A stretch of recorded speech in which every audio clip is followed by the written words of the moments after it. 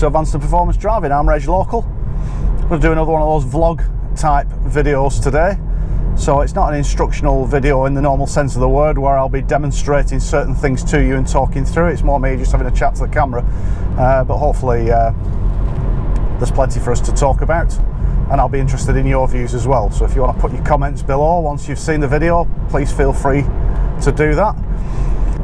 So I'm going to talk about courtesy today, and courtesy is one of those things that I think has changed and morphed and sort of developed over the years, evolved if you like, and I'm not entirely happy where we are with courtesy actually on the roads as a whole, and probably not for the reasons that you might think. I hear a lot of people say, oh, there isn't enough courtesy on the roads these days, people aren't courteous enough to each other.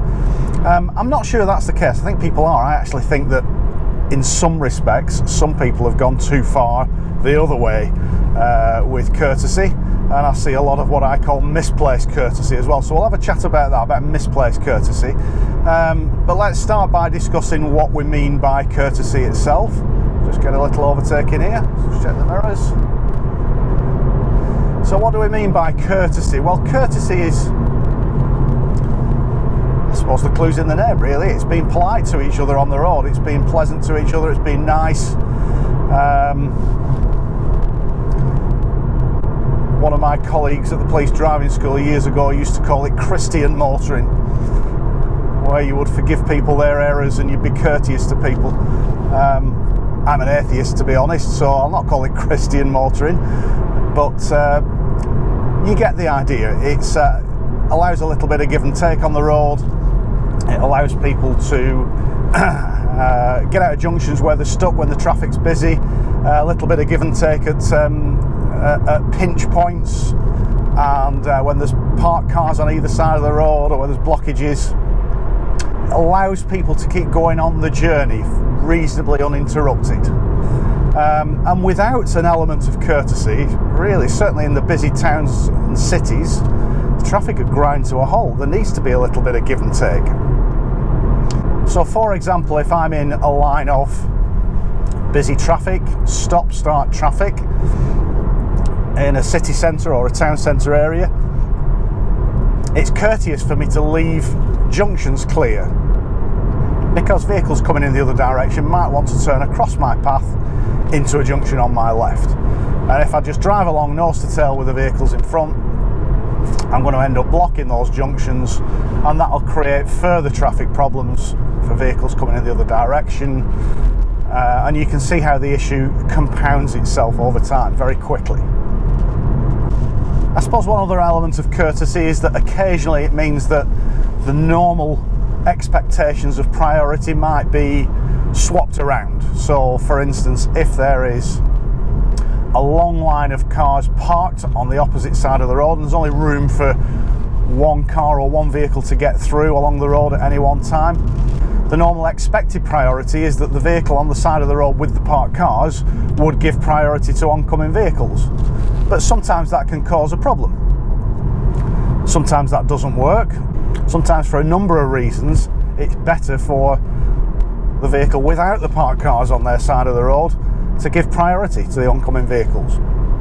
And that's down to common sense. That's down to people thinking while they're driving, rather than just blindly sticking to the normal general rules of priority. And I have to say, they're not rules. Priority is it's an overriding sort of expectation, but you cannot always expect that somebody will give you priority. And a big part of advanced driving is always not expecting people to give you priority, so that you're not caught out by surprise when somebody pulls out in front of you or does something that goes against the normal sort of expectations of priority. So rather than rules, let's call them expectations, if you like. So let's look at some of the most common types of scenario where you might want to give other people courtesy, or you might actually get some courtesy from other people. The first is if I'm driving along in a long line of slow-moving traffic, maybe even stop-start traffic on a busy road, and I've got a vehicle coming in the other direction who wants to turn right across my path into a junction to my left. So the courteous thing to do is to leave that junction clear and give them room to turn in. what you will see from most drivers 99% of the time when they do give a courtesy is they'll give some kind of signal to that other driver. They'll flash the lights, or they'll wave across like that.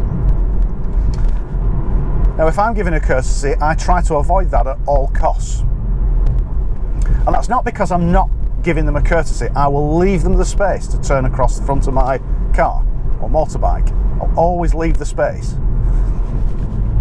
But what I want is for that other driver, you've got to remember that it's the other driver's responsibility to make sure it's clear before they turn. So I will leave the space, but who's to say that I haven't spotted a cyclist coming up the inside of the car, or somebody crossing the road in a dangerous position? There are things that I might have missed. Hopefully I won't have done. But if I wave that driver across, you've got to think from the perspective of the other driver. They'll see you wave and they'll go. They won't think about anything else. They'll see the courtesy, they'll see the headlight flash and think, great, they're leaving me a gap, I'm going to go. And they'll turn, irrespective of whether these other hazards are there, because their attention is focused on you, giving them the signal, giving them the priority. Now, if you just stop and wait and leave the gap and keep your hands on the steering wheel and don't give any signal, usually it takes a little bit longer for them to realise that you're giving them a courtesy, that you're giving them the space. About half a second to a second longer, and they'll look at you puzzlingly, maybe waiting for a signal. I don't give that signal. I keep my hands on the wheel and look at them and let them work it out for themselves. Let them take that courtesy themselves. So remember that, you might have missed something. If you're tempted to wave somebody across, you might have missed something. It's a little bit like pedestrian crossings, isn't it? And I think it says this in the highway code, don't wave people across. It certainly says it in roadcraft. Don't wave people across at pedestrian crossings. Let them make their own decision to cross. Because somebody else on the road around you might not have spotted what was going on, might not have spotted that pedestrian about to cross the road.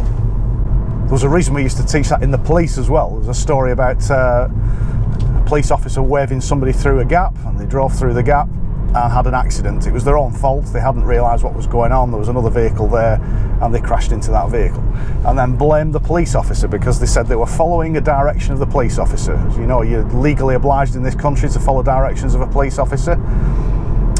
So there was a sort of standard line that was taught to police officers on all standard and advanced police courses. Don't wave people across at junctions. Don't wave people through as a courtesy. Let them make their own decision. And I've stuck with that because I think, you know, away from operational police driving, it still works in normal driving. So the flip side of that is when there is a junction on the left and there are vehicles waiting to come out of that junction in busy traffic. It's courteous sometimes to leave room for people to pull out, but the same rules apply. I don't give them a signal, sorry, not rules, remember the last vlog, it's not rules, but I don't give them a signal to pull out. I'll leave the gap, let them make their own decision. Might look at me for just a couple of seconds longer than they would do if I gave a signal, but then generally they'll make the decision to go. And there's a sort of karma element to that, isn't there? If you know, if we let one or two vehicles out, the next time it might be us that's stuck at a junction struggling to get out into busy traffic. Now here's one, it's not relevant to this particular motorway junction because this is a lane gain junction where the slip road becomes lane 1. However, there is a courtesy that you can give to vehicles joining the motorway.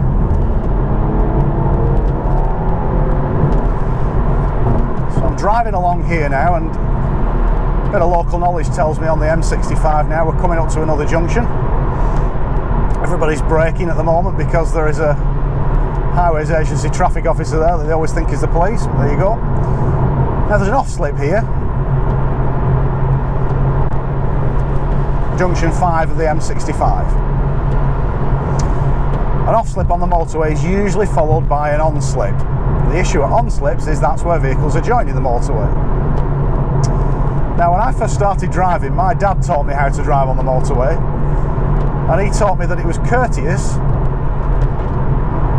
to move over one lane from lane 1 to lane 2 if there's a vehicle on the slip road joining the motorway, but only, here's the key element to this, only if there was room in the lane next to you to move over. So I'm driving along in lane 1 now, I'm checking my mirrors nice and early, and I can see that there's nothing for a long way behind in lane 2 coming past. So if there's a vehicle on the slip road there isn't at the moment, but if there was a vehicle on the slip road looking to join, I would move from lane 1 to lane 2 as a courtesy to assist them in joining the motorway. Now the problem these days is that has become more and more common, which is nice. It's nice that people give that courtesy.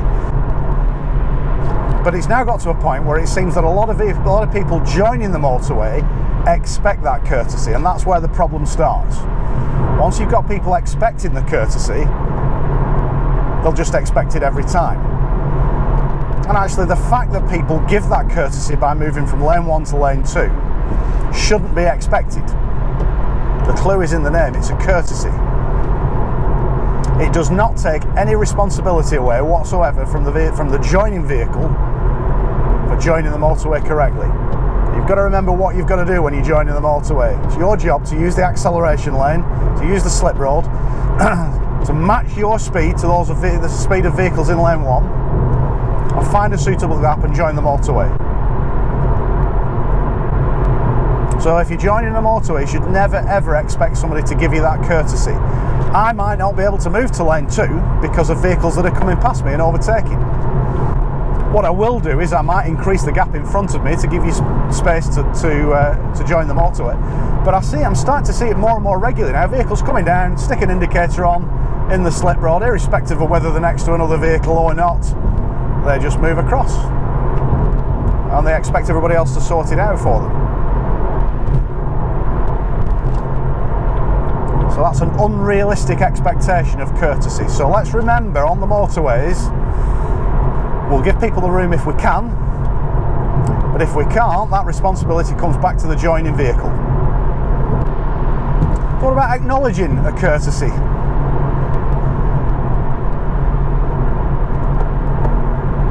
Back when I was delivering advanced police driver training back in the early 2000s, the expectation from the examiners on test was that you will give a left-handed salute. I think those days are gone now. The reason it was a left-handed salute was because your left hand, in a right-hand drive car, your left hand is in the centre of the car, and that left-handed salute is more visible to vehicles coming in the other direction than if you use your right hand, because your right hand's hidden by the A-pillar in the car. So the normal courtesy signal these days, the normal courtesy signal you'll get from people to thank you for giving them a courtesy is to put your hand up and wave like that, or wave in the centre of the windscreen. Use your left hand though. If you use your right hand, you can't really see it behind the A-pillar, but your left hand is very visible in the middle of the windscreen. And it's nice to acknowledge a courtesy. It's nice to give somebody a wave just to say thank you. I recognise that you have maybe changed the normal priority rules and you've given me a courtesy, you've been polite, thank you, thanks very much. It grates me a little bit actually if I give a courtesy to somebody and they just ignore me and drive on. What about at night? How do you acknowledge a courtesy at night? Because you can't really see a wave of the hand at night, everybody's got the headlights on. Well, again, what a lot of people do is flash the headlights. I'm a bit averse to using a headlight flash to acknowledge a courtesy, especially at night. Headlight flash means one thing only. It means I'm here, it's there to let somebody know, to give somebody a sort of warning of your presence, if you like. That's a headlight flash. And I can't think of anything less courteous than burning somebody's retinas out by flashing them a main beam. So one of the things I do if I give somebody a courtesy, especially at night, is I tend to look away from them at the point where I think they might give me a headlight flash, because I don't want to get that retinal flash, that little green or purple flash that you get on your retina for the next minute or so. That affects your vision and it obviously brings certain risks with it. So what I would normally do at night is just momentarily and very briefly turn my headlights, not off, but down to side lights and back to headlights again. So my lights go off and go on again. They don't flash any brighter, they don't go onto main beam, and it's quite a nice way to acknowledge a courtesy at night. In a lot of countries, the accepted way to acknowledge a courtesy is just to use your emergency flashes a couple of times. I quite like that, and I've started using that quite a bit as an acknowledgement to a courtesy. It doesn't dazzle anybody, it's immediately visible. A couple of little flashes on the hazards. It may not be the accepted or the normal use of hazards, which are there for use in emergency generally, or if there's faster vehicles on the motorway slowing rapidly, you'd use your hazard lights just to warn vehicles behind. But I think a couple of little flashes, I know when I was over in Russia last couple of times, it's a very common acknowledgement of a courtesy just to flash the hazards a couple of times. So maybe that's something you might want to try. So what about misplaced courtesy? Well, misplaced courtesy for me is where people take it too far. And I'm seeing this more and more often over the last 5 to 10 years. I'm seeing more and more people just suddenly deciding we'll be driving along a road like this at 30 miles an hour, there's no huge traffic problems, suddenly deciding that they're going to stop and let somebody out of a side junction. Now that's very nice for the person in the side junction, but there's no expectation from them. And actually, if you put yourself in their position, they're sitting there at that junction just waiting for a suitable gap in the traffic, and the traffic's flowing and there's plenty of gaps in the traffic and they won't have to wait. It's not like they're going to be waiting there for a massive amount of time. But all of a sudden, you know, the car in front, or a car 2 or 3 cars in front will suddenly start slowing. You'll see brake lights, and the first thing I think when I start seeing brake lights is what's going on, what's the problem? I generally drive where I'm looking 4 or 5 cars in front and I'm trying to anticipate why the vehicles in front are going to be slowing down, or what they might need to slow down for, so that, you know, on the whole, I'm not usually caught by surprise by brake lights coming on, because I'd normally see the thing that's making those vehicles in front brake just at the point at which they're going to start braking. But you'll be driving along and all of a sudden brake lights will start coming. I think, what's going on? And everything slows down, and then eventually the vehicle at the front of this line of traffic stops, and they stop to let somebody out of a side junction. That is misplaced courtesy. There's no requirement for that, and actually it's not necessary. You're not really helping things. And what you've got to remember is if you're the person that's driving along like that and you're tempted to let somebody out of a side junction, what you're not thinking about is what's happening behind. You're not thinking about this line of vehicles, including me behind, who are actually having the journey interrupted. They're having to slow down and brake, and they can't really work out why we're braking or why we're slowing down. So you might think that you're being courteous to that vehicle in the junction, but there may well be 4 or 5 vehicles behind to which you're being discourteous to. You're interrupting their journey unnecessarily.